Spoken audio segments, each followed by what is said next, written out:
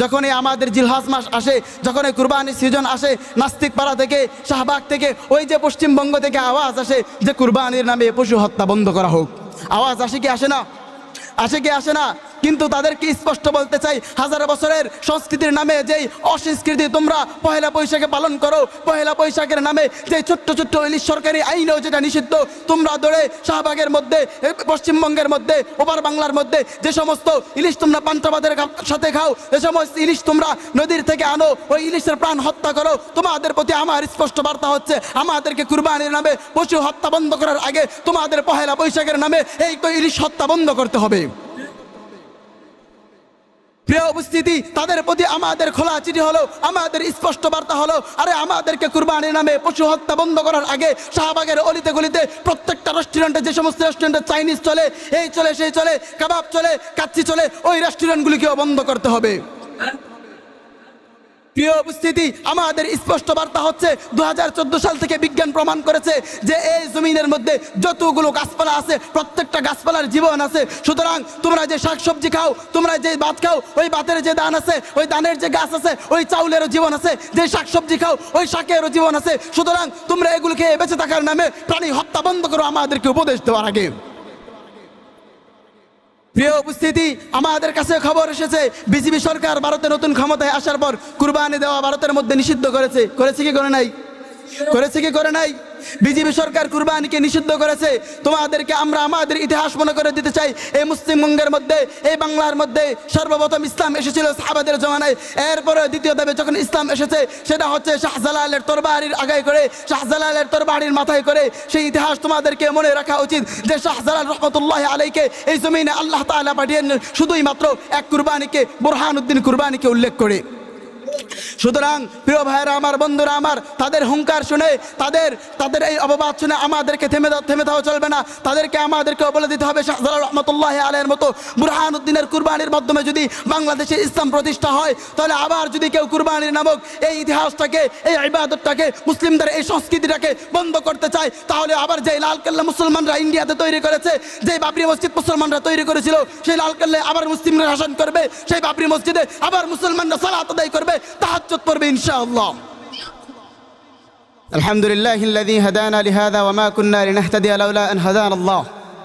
আম্মা বা'দু, আউযু বিল্লাহি মিনাশ শাইতানির রাজীম। বিসমিল্লাহির রাহমানির রহিম।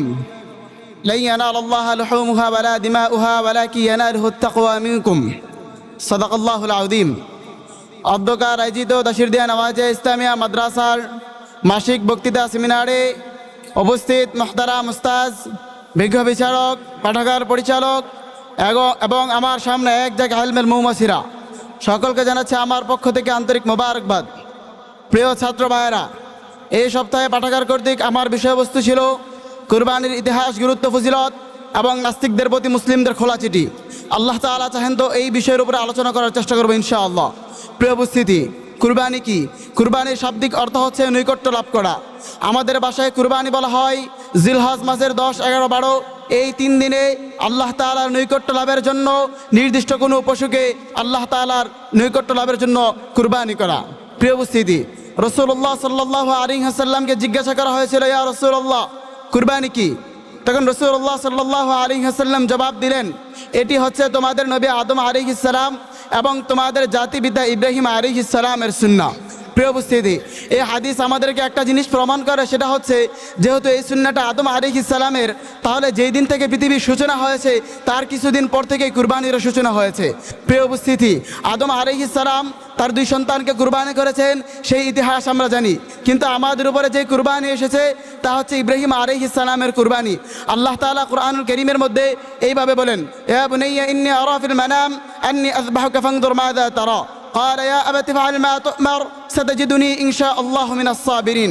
ইব্রাহিম আলাইহিস সালাম বৃদ্ধ বয়স যখন উপনীত হলেন, তখন আল্লাহ তাআলার কাছে দোয়া করলেন, রব্বি হাবলি মিনাস সালিহিন, ও আমার রব আমাকে একজন ধৈর্যশীল সন্তান দান করেন। তখন আল্লাহ তাআলা তাকে একজন সন্তান দান করলেন, যার নাম রাখলেন ইব্রাহিম।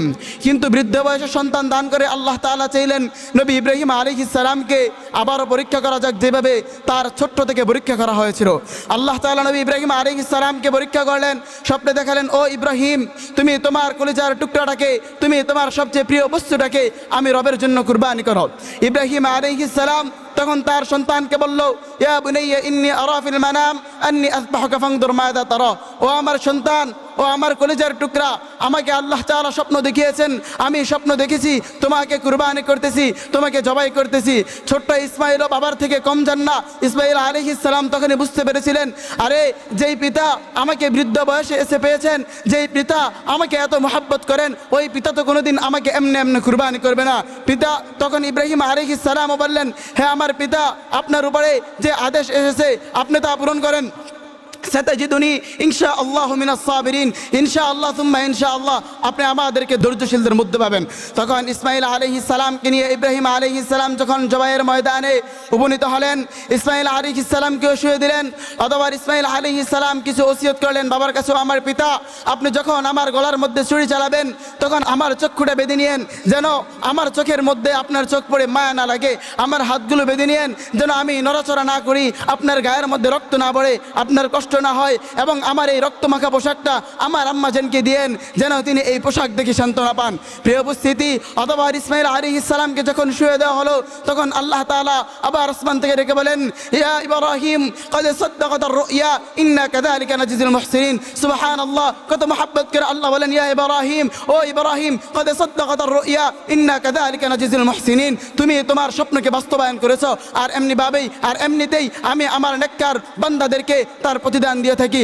অথবা ইসমাইল আলাইহিস সালামের জায়গায় আল্লাহ তাআলা আকাশ থেকে দুম্বা পাঠানের লম্বা কাহিনী মোটামুটি আপনারা সকলে জানেন। এমনিভাবে ইসমাইল এবং ইব্রাহিম আলাইহিস সালাম থেকে নিয়ে মুহাম্মদুর রাসূলুল্লাহ সাল্লাল্লাহু আলাইহি ওয়াসাল্লাম পর্যন্ত কুরবানির এই ধারা চলতেছিল।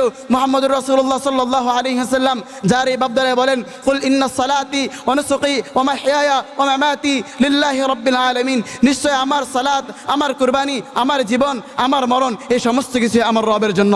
প্রিয় উপস্থিতি, এমনিভাবে যারা কুরবানি করেন না তাদেরকেও আল্লাহ রাসূল সাল্লাল্লাহু আলাইহি ওয়াসাল্লাম হুঁশিয়ার দিয়ে বলছেন, ও আমার সাহাবারা সাবধান, তোমাদের মধ্য থেকে সামর্থ্য থাকা পরেও যারা কুরবানি করবে না তারা যেন আমার ঈদগাহের কাছেও না আসে। প্রিয় উপস্থিতি, এমনিভাবে রাসূলুল্লাহ সাল্লাল্লাহু আলাইহি ওয়াসাল্লাম কুরবানির অনেকগুলো ফজিলত বর্ণনা করেছেন। এক হাদিসের মধ্যে রাসূলুল্লাহ সাল্লাল্লাহু আলাইহি ওয়াসাল্লাম বলেন, এক সাহাবা প্রশ্ন করেন, ইয়া রাসূলুল্লাহ, কুরবানির ফজিলত কি? রাসূলুল্লাহ সাল্লাল্লাহু আলাইহি ওয়াসাল্লাম বলেন, ও আমার সাহাবা, যেই কুরবানি তুমি করবা, যে পশু তুমি কুরবানি দিবা, ওই পশুর মধ্যে যতগুলি লোম আছে ওই প্রত্যেকটা লোমের জন্য তোমাকে সওয়াব দেওয়া হবে। আর এক হাদিসের মধ্যে আল্লাহ রাসূল সাল্লাল্লাহু আলাইহি ওয়াসাল্লাম বলেন, যেই সাহাবা, যেই মুসলমান তাকওয়া নিয়ে অন্তরের মধ্যে আল্লাহর ভয় নিয়ে আল্লাহর নৈকট্য লাভের জন্য হালাল পয়সা দিয়ে কুরবানি করবে, তার কুরবানিটা জাহান্নাম আর তার লাশের মাঝে প্রতিবন্ধকতা সৃষ্টি করবে। প্রিয় উপস্থিতি, এমনিভাবে তাকওয়ার ক্ষেত্রে আল্লাহ তাআলা বলেন, লা ইয়ানালুল্লাহু লুহুমুহা ওয়ালা দিমাউহা ওয়ালাকিন ইয়ানালুহুত তাকওয়া মিনকুম। ও আমার বান্দারা, তোমাদের মধ্য থেকে যারা কুরবানি করো তোমরা মনে রাখো, তোমাদের কুরবানির রক্ত, মাংস, তোমাদের টাকা পয়সা এগুলো বরং তোমাদের কাছেই থাকে, আমার কাছে পৌঁছায় না। তোমাদের কাছে যা পৌঁছায় সেটা হচ্ছে তোমাদের মনের তাকওয়া। প্রিয় উপস্থিতি, রাসূলুল্লাহ সাল্লাল্লাহু আলাইহি ওয়াসাল্লাম একইভাবে হাদিসের মধ্যে বলেন যে যারা কুরবানি করে, যখন তারা কুরবানির পশু ক্রয় করে, তাদের কুরবানি করার, তাদের রক্ত জমিনের মধ্যে পড়ার পূর্বেই আল্লাহ তাআলা তাদের কুরবানিগুলোকে কবুল করে নেন। প্রিয় উপস্থিতি, এবার আসুন আমরা যে সমস্ত নাস্তিকরা, যে সমস্ত কুফফাররা আমাদের এই কুরবানি নিয়ে আপত্তি তোলে সে ব্যাপারে কিছু কথা বলা যাক। প্রিয় উপস্থিতি, বিগত সময়ের হাদিস এবং আয়াতগুলি প্রমাণ করে কুরবানির ফজিলত গুরুত্ব অনেক বেশি। কিন্তু আশ্চর্যজনক কথা হলো, যখনই আমাদের জিলহজ মাস আসে, যখন এই কুরবানির সিজন আসে, নাস্তিক পাড়া থেকে, শাহবাগ থেকে, ওই যে পশ্চিমবঙ্গ থেকে আওয়াজ আসে যে কুরবানির নামে পশু হত্যা বন্ধ করা হোক। আওয়াজ আসে কি আসে না? আসে কি আসে না?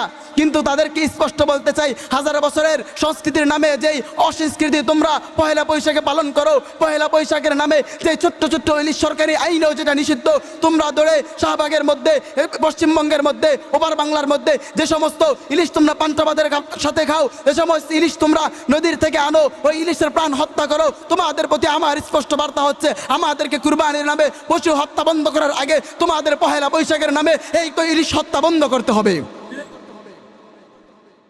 প্রিয় উপস্থিতি, তাদের প্রতি আমাদের খোলা চিঠি হলো, আমাদের স্পষ্ট বার্তা হলো, আরে আমাদেরকে কুরবানির নামে পশু হত্যা বন্ধ করার আগে শাহবাগের অলিতে গলিতে প্রত্যেকটা রেস্টুরেন্টে, যে সমস্ত রেস্টুরেন্টে চাইনিজ চলে, এই চলে, সেই চলে, কাবাব চলে, কাচ্চি চলে, ওই রেস্টুরেন্টগুলিকেও বন্ধ করতে হবে।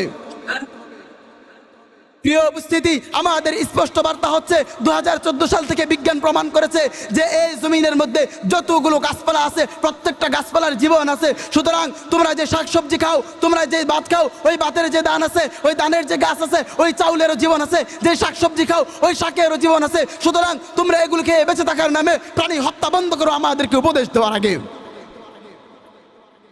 প্রিয় উপস্থিতি, আমাদের কাছে খবর এসেছে বিজেপি সরকার ভারতে নতুন ক্ষমতায় আসার পর কুরবানি দেওয়া ভারতের মধ্যে নিষিদ্ধ করেছে। করেছে কি করে নাই? করেছে কি করে নাই? বিজেপি সরকার কুরবানিকে নিষিদ্ধ করেছে। তোমাদেরকে আমরা আমাদের ইতিহাস মনে করে দিতে চাই। এই মুসলিমবঙ্গের মধ্যে, এই বাংলার মধ্যে সর্বপ্রথম ইসলাম এসেছিল সাহাবাদের জমানায়। এরপরে দ্বিতীয় ধাপে যখন ইসলাম এসেছে, সেটা হচ্ছে শাহজালালের তরবারির আগায় করে, শাহজালালের তরবারির মাথায় করে। সেই ইতিহাস তোমাদেরকে মনে রাখা উচিত যে শাহজালাল রহমতুল্লাহ আলাইকে এই জমিনে আল্লাহ তাআলা পাঠিয়েছেন শুধুই মাত্র এক কুরবানিকে, বুরহানুদ্দিন কুরবানিকে উল্লেখ করে। সুতরাং প্রিয় ভাইয়েরা আমার, বন্ধুরা আমার, তাদের হুঙ্কার শুনে, তাদের এই অপবাদ শুনে আমাদেরকে থেমে দেওয়া চলবে না।